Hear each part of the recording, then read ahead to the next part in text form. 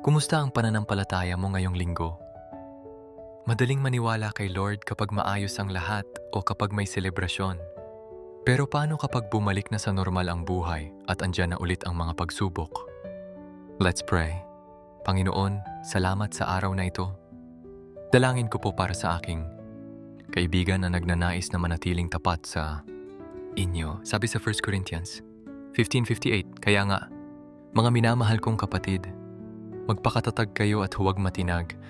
Manatili kayong masipag sa paglilingkod sa Panginoon. Lord, i-renew mo po ang kaniyang consistency. Huwag mong hayaang maging seasonal ang kaniyang pagtitiwala. Sa gitna ng pagod o routine ng buhay, maging apoy ka po na patuloy na nag-aalab sa kaniyang puso. Give them the strength to stand firm today and every day. In Jesus' mighty name, we pray. Amen.